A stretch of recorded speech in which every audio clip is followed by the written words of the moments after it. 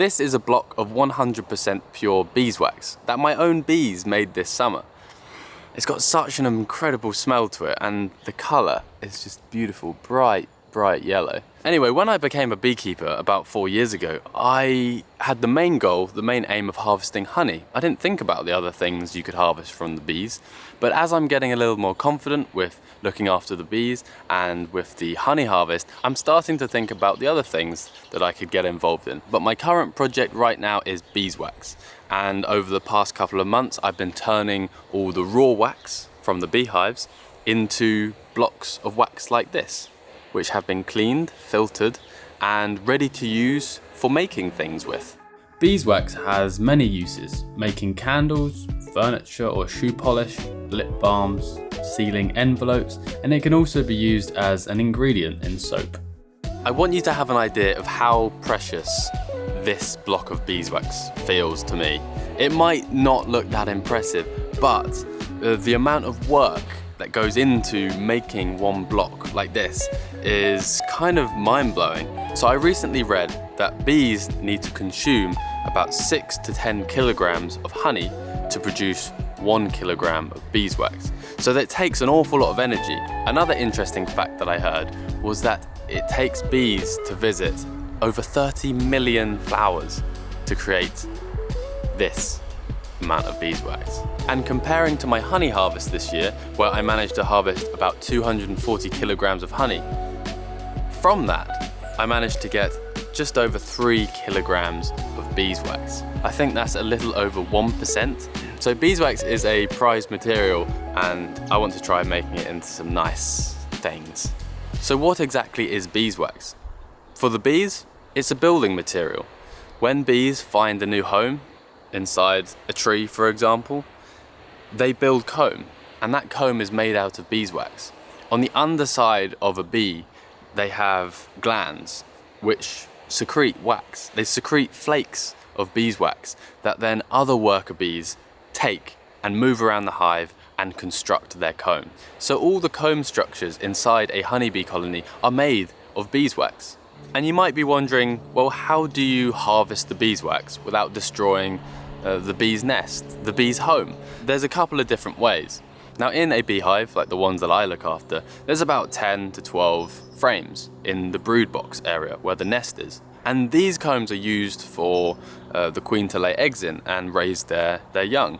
And over time, as the comb gets older and the bees lay more and more young in the cells, and the cells are being used over and over again, things can build up in there, like bacteria and fungal infections. They can build up within the comb and then lead to a colony becoming unhealthy. So over the course of a couple of years, you want there to be fresh comb coming into the colonies. So when I'm doing my inspections of the hives, I'll often see a comb which is very dark in colour, which shows that it has been used for quite a long time. It might be damaged in some way, and I will choose these combs to throw away. I'll take these out and replace them with fresh comb. And having that constant refreshment of new comb without any build-up of diseases, without any bad stuff in, it helps keep the colonies stronger and healthier. And with those old combs, we can melt down and turn into beeswax. However, the wax that you get from old combs isn't the best wax you can harvest. The best beeswax comes from the honey cappings. So back in the summer when I was extracting the honey, the first step of extracting it is to cut off the wax cappings. The cappings that coat the honey, that's all made of wax as well. So these are cut off, allowing you to spin out the honey out of the frames, and then I'm left with a big bucket of cappings. This stuff is fresh wax, it's clean wax. It turns into this sort of block, which is just absolutely perfect. This is like grade A beeswax. But there's a little bit of a filtering process we have to go through before the wax is ready to use. So we've got a few buckets of the raw wax. It's already pretty clean, to be honest. A little bit of honey in there, a little bit of dirt, but pretty clean. But not clean enough to use for candle making, not clean enough for cosmetic products or anything like that really. And I want to be able to sell some of this beeswax and also make some candles with it. So we've got to do the first round of filtering, And this is like a rough filter, and it basically involves using water and beeswax, melting it all, and then letting it cool. And basically what that does is it separates the dirt, or the main chunks of solids, and the beeswax, because wax and water naturally separate. Wax floats to the top, water goes to the bottom. Now, one of the key things that I've learned over the past few years of playing around with wax is that the containers that you use to melt the wax down in, get some specific pieces of equipment that you only use for wax and nothing else. Because if you were to take this out the kitchen, melt some wax down, this is what it looks like after you do that, and it's very tricky to clean all that dirtiness, all that waxiness off. And you don't want to be cooking your pasta in there or anything like that. So yeah, get yourself a separate pot. And talking of equipment, I've got a gas burner. This is really necessary for this first filter of wax, where there's going to be boiling water and wax maybe spitting everywhere. You don't want to do that in the kitchen, so I've got this, which is portable. I can take it outside, and then sits on top this stainless steel container. This isn't a very expensive one, pretty cheap. I don't think you need anything expensive for melting down wax. This goes on the stove, and in goes the raw wax. This is wax cappings. This is typically the cleanest sort of raw wax that a beekeeper will get hold of, because it's simply cut off the frames. There's not much dirt in there at all. And we're going to pour that into the saucepan.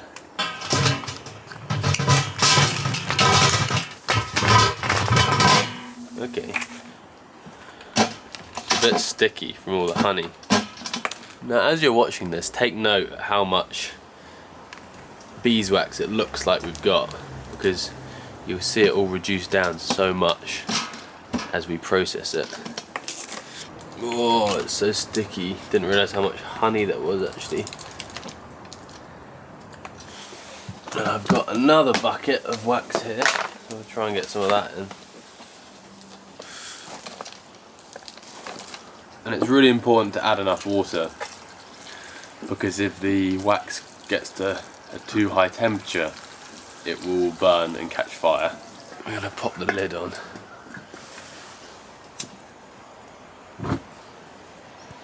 And there we go, the burner's on. It's actually quite nice doing this in the autumn or winter when it's quite cold, because you get heat from the wax. You get the nice smell of the wax melting. So what we're going to do now is simply wait for this to come up to temperature. Wax, I think, melts at around 64, 65 degrees C. So the wax is going to melt, the water's going to warm up, and then once all the wax is melted, we simply turn off the heat and then wait. It takes quite a few hours for it to cool down and separate, but this is the first stage of filtering, and it will help with the next stage.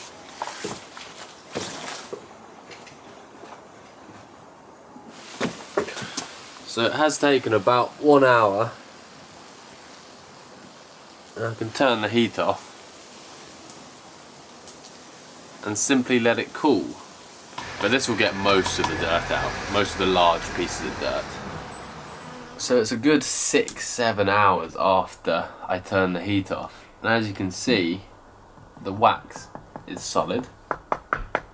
In fact, what I'm probably going to do is leave this until tomorrow morning when it's got even colder.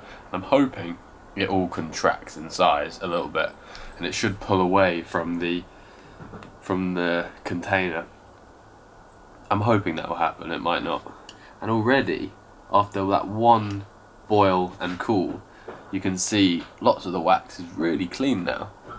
Oh, that's so yellow. That bit there is almost perfect already. Okay, the next morning, how's it looking? It's not really detached from the sides at all.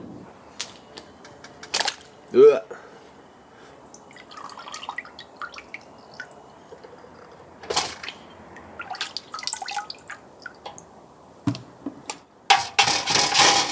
So we are left with 2 buckets now, one with the wax, which is still pretty dirty, and the saucepan full of the water and a load of dirt.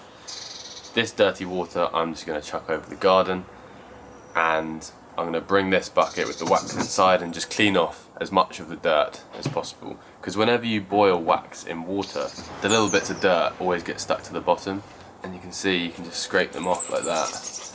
But if I do this underwater, it'll do a much better job of getting rid of all that dirt.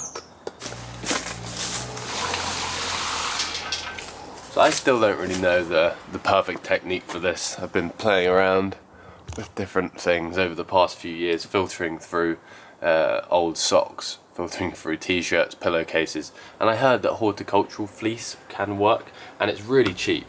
You can pick this up and get it cut to whatever size you want at the garden centre. And I'm going to use this for the next filter, and the way we're going to do this is by placing the blocks of beeswax in the middle of this piece of fleece.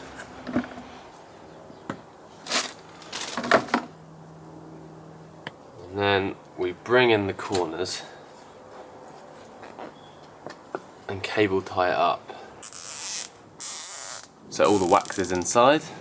I place this back into the container that we were using earlier, and then once again we need to fill it with water, and then now it's just the same process as before. The heat is on, the wax inside will melt, but this time the horticultural fleece will catch any of the dirt and debris, but the wax will go through.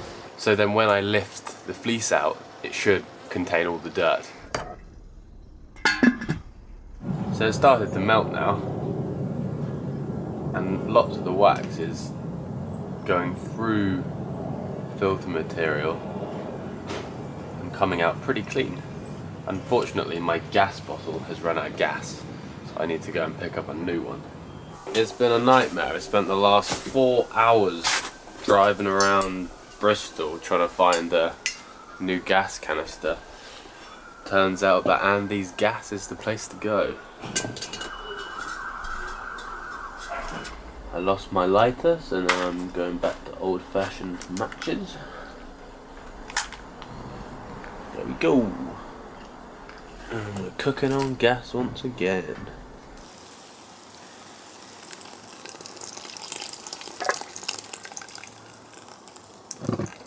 That is actually a really effective way to get most of the dirt out.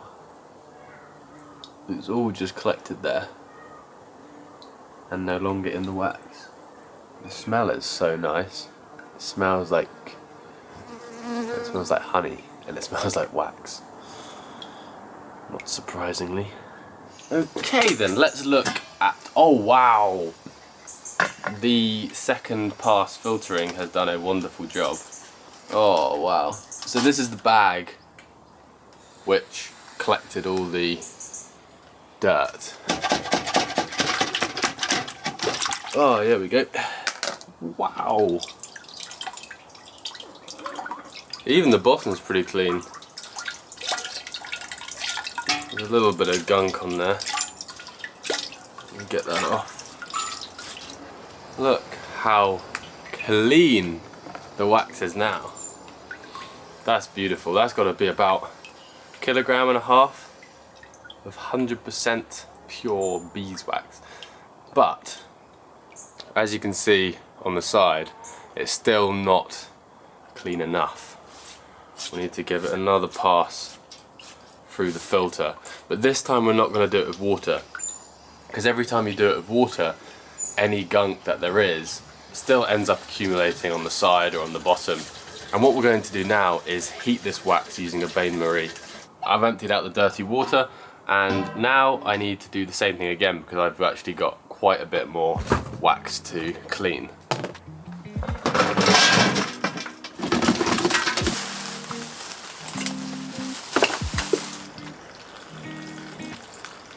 So we've done the main bulk of the filtering.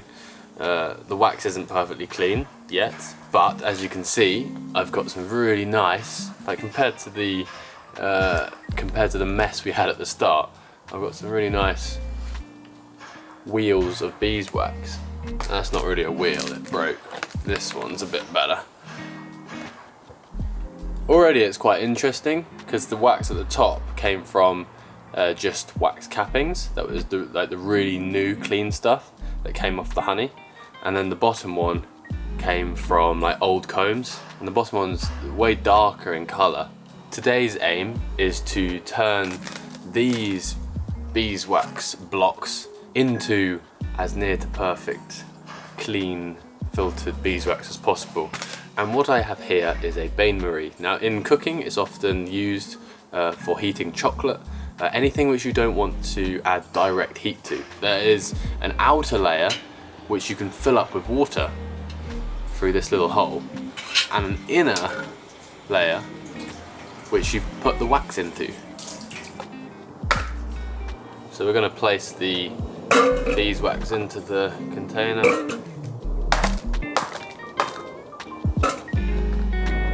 And we're going to get melting.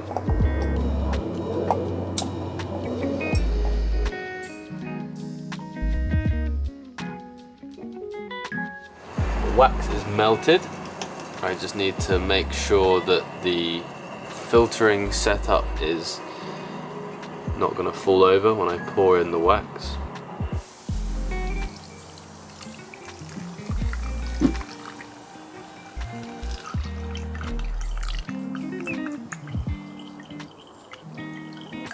But one of the coolest things about beeswax is watching it turn to a solid. You have these sort of vein-like lines going through the wax. It's almost like mycelium of a fungus spreading as it solidifies. It's very cool to watch. And now I'm just going to get on with filtering the rest of it.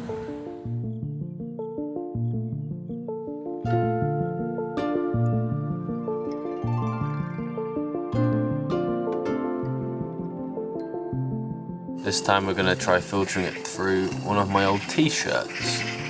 The speed at which it's coming out is quite a bit slower, which tells me that it's filtering it more.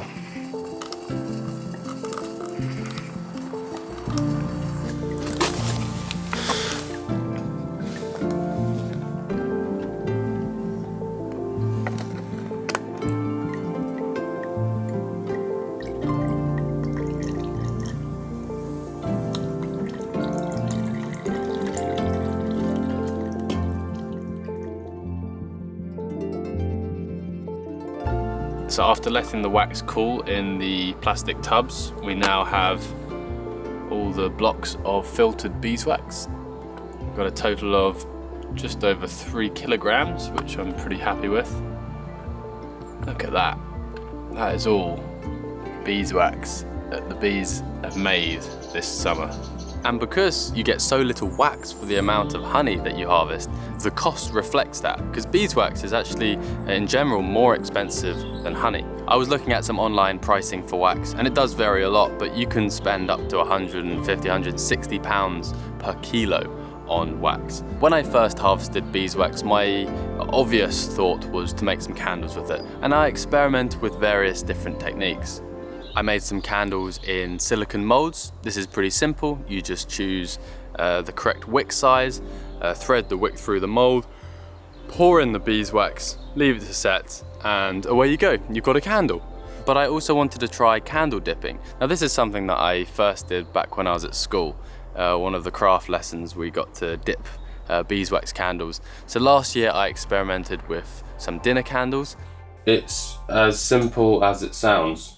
You take a bit of cotton wick, you dunk this into some molten wax, let it solidify, and then do it again a load of times until the wax has thickened around each wick, and then you'll have 2 candles. You cut it at the top and then it separates the 2 different candles. So I bought this little device. It's basically a hook at the top to hang it, to let it dry, and then a load of little hooks which I have threaded cotton wick around. So I can do 1, 2, 3, I can do 4 candles at a time. I dunk this into my pot of wax, lift it out, let it rest on my wooden rig that I made, and then take it off, dunk it again, put it back, and basically just repeat that until the candles are about 1 inch thick.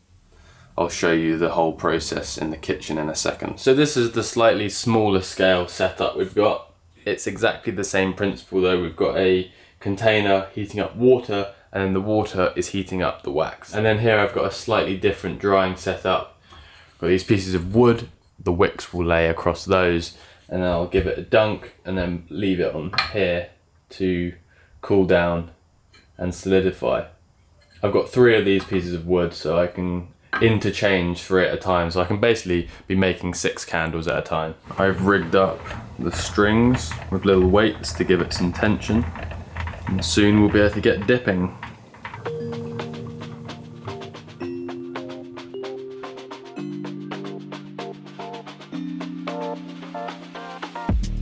Once everything was set up and running smoothly, it turned out to be quite a therapeutic way to spend the day. I could listen to my favourite music, dip candles and relax.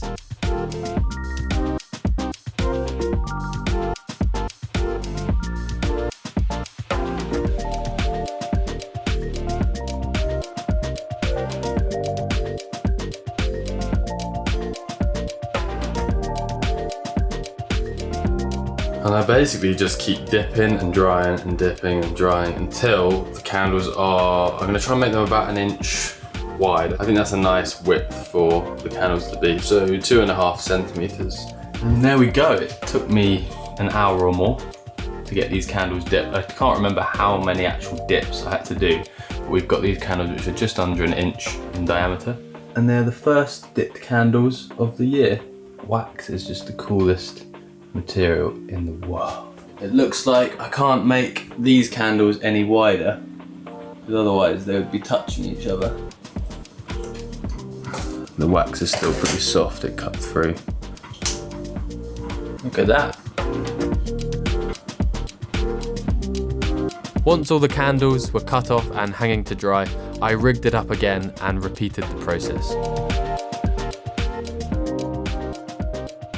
But I was talking to one of my housemates the other day, and they said you should definitely do some tea lights, because tea lights, although they are maybe not the most impressive looking types of candles, they are the most useful, the most everyday useful candles to have. You can put them in a lantern, you can put them in a little pot on the dinner table, you can put them in your pumpkin at Halloween. They're very useful candles to make, so I'm going to melt down some wax and try making some tea lights. I think it's pretty simple, to be honest. I bought some aluminium tea light molds as well as some pre-made wicks. I simply melted down the wax, poured it into the molds, and began to realise this was going to be slightly trickier than I expected, because when the wax cooled I found that about 50% of the candles would crack whilst cooling. I played around with different cooling temperatures, but I couldn't find a solution to this. They just kept on cracking. Also, when the candle was actually lit, the pre-made tea light was way too thin, and so it didn't burn very bright or very well. Because beeswax is denser and burns slower than other candles, so I had to actually up the wick size before getting something that would burn well. I'm thinking about making tea lights in silicone molds instead, as I seem to have not had any problems with making other candles this way. So this is an ongoing project. So as well as using beeswax for making candles, I also recently learned that you can use beeswax as an ingredient in soap making. Now the other day I bumped into the farmers who let me keep the bees on their land, and they had been playing around with some soap products that they were making. They made it from their goat's milk and also beeswax. They gave me a few blocks, I went home and tried it, and I was really impressed. I never have really been that interested in soap, but the fact that they had made this really natural product and also used beeswax from their own bees, I found that really cool. And I thought, why don't I give it a go? Went online, did some research, went down a little bit of a rabbit hole, started to understand the science of soap making, how this product works and how it's put together, and I got quite interested. So I tried making soap for the first time. So this is going to be my first attempt at making soap, so please bear with me. I've never done this before. It's all going to be a bit of a learning curve. So firstly, what exactly is soap? Most of us will know it as something which helps us clean our hands or clean the dishes. But on a more scientific level, soap is actually quite fascinating. I'm going to try and keep things as simple as possible, firstly because I barely understand it, but also it will probably be helpful for you. But soap is made up of kind of two different main ingredients. You've got the fats and the oils. This particular recipe that I'm going to make contains olive oil, castor oil, coconut oil, cocoa butter, and of course my lovely beeswax. And it contains the lye solution. What is lye solution? It's a very high alkali solution that's basically, when you mix the two together, soap is formed.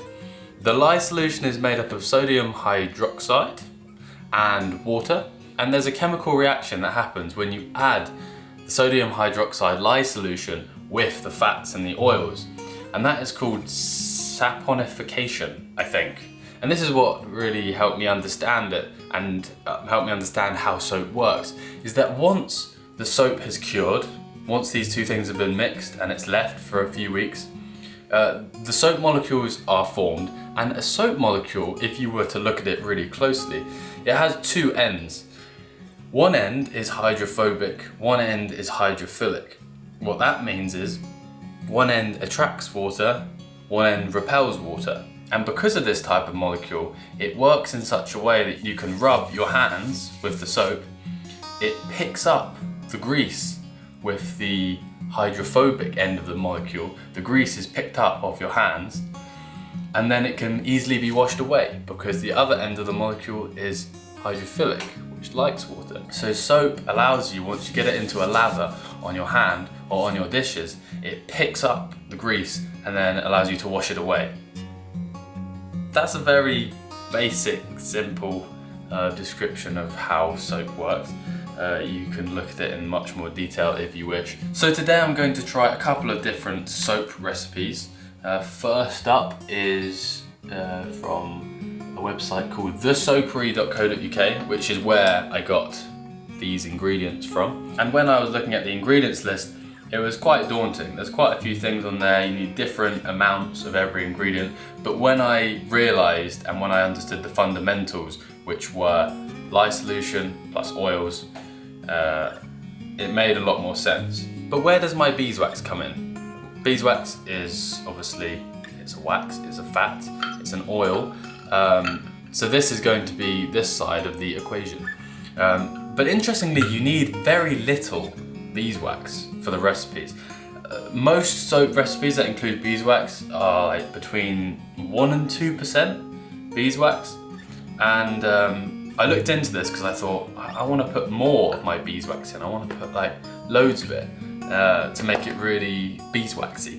But apparently if you do that, the end product can be really tough or it gets very brittle, which makes sense because if you look at beeswax as a thing, it's pretty hard and solid. So for this first recipe, I'm going to be using just a tiny bit. I think that's 16 grams of beeswax, and that'll help harden up the soap and also, I guess, give it some smell. Although I'm not sure how much smell is going to transfer to the final thing, because the recipe also includes 4 different essential oils which will give most of the fragrance and smell and whatever.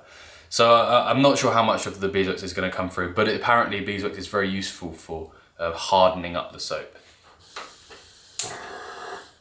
I just put the gas stove on because I'm going to be using that to melt down the oils. And just now I made up a bowl of all the fats, all the oils that I'm going to use, bar the essential oils which will come in later.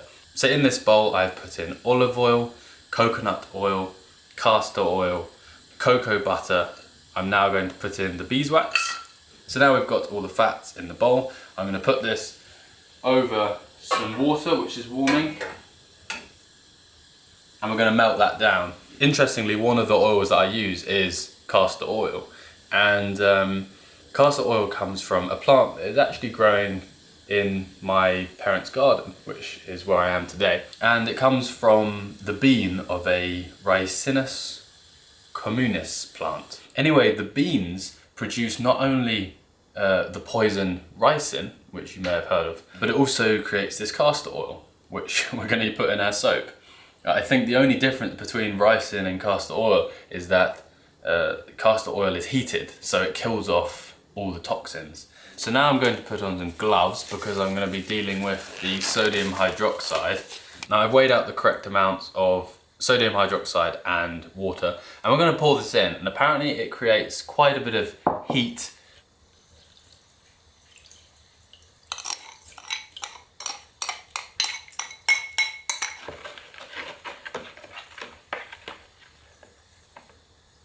Oh wow, there's so much heat coming off of that. Can you see that? It's steaming.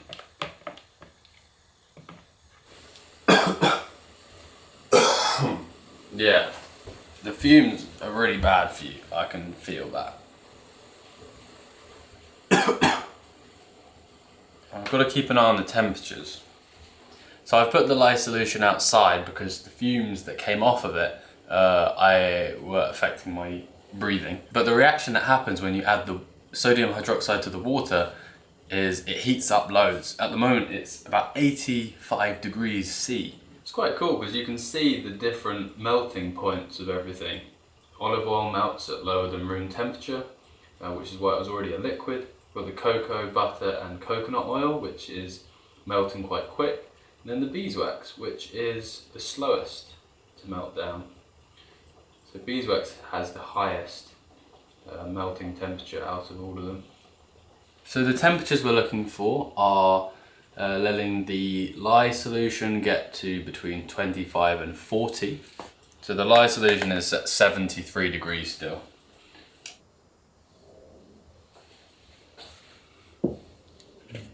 The last piece of beeswax is nearly melted.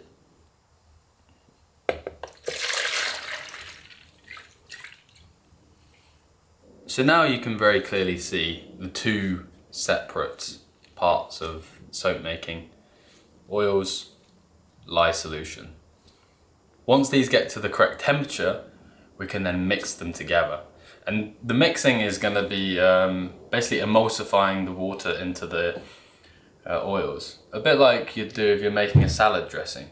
In fact, it looks like it is similar ratios as well, like 3:1 oil to water. I found some ice cubes to cool down the water.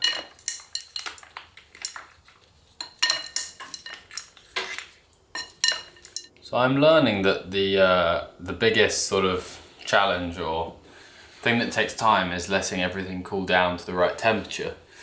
Both the sodium hydroxide water and the oils are just taking for ages. And I'm impatient and I want to mix them. I realised by placing the jugs inside a bowl of cold water speeds up this process so much more. Yeah, we're good to go. So you're meant to add the sodium hydroxide solution to the oil mixture. Here goes.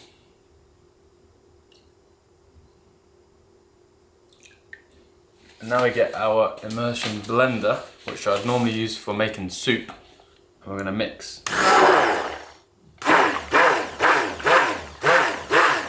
And we're waiting for this to blend and reach a point of trace. Now what does trace mean? It means that it's just all emulsified and that you can see lines of the liquid on the surface when you swivel it around. It's going to take a bit of time, I think.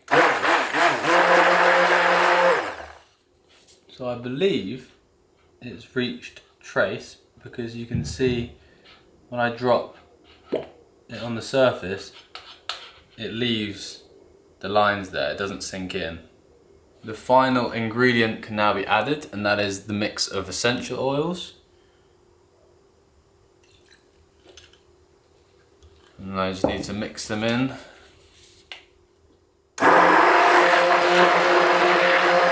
Now it's getting very thick, I think too thick. So we need to get these into molds. Wow. Yeah, it's quite thick. I think I might have thickened it a bit too much.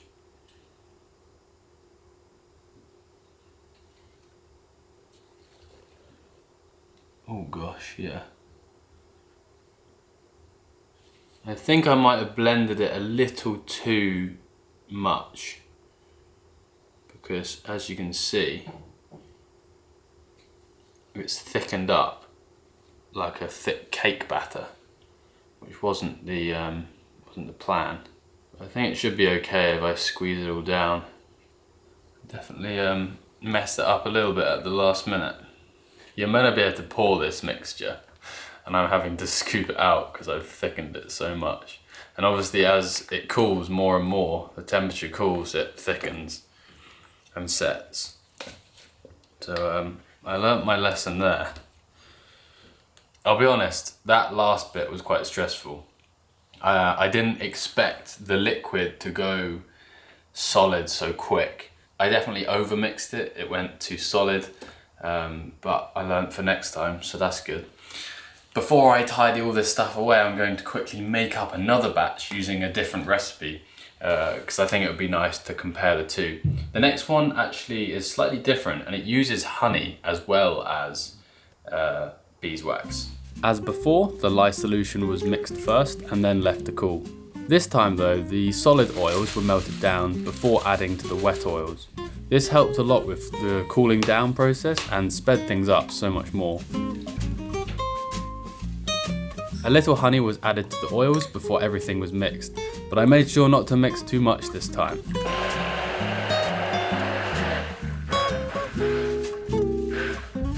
Some oats were added at this point before quickly pouring the liquid into the moulds. This definitely went so much better than the first time. Lastly, a few more oats were added to the top for decoration. So I'm going to leave these now for 48 hours to set, and then once it's set, I have to then cure it for between 4 and 6 weeks.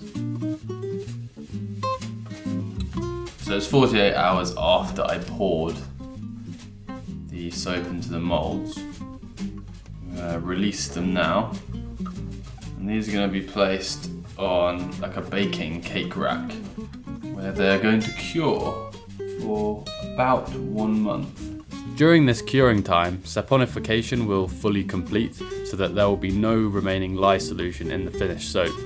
And also, it will allow the soap to let go of much of the remaining moisture, giving us a harder, longer lasting bar of soap.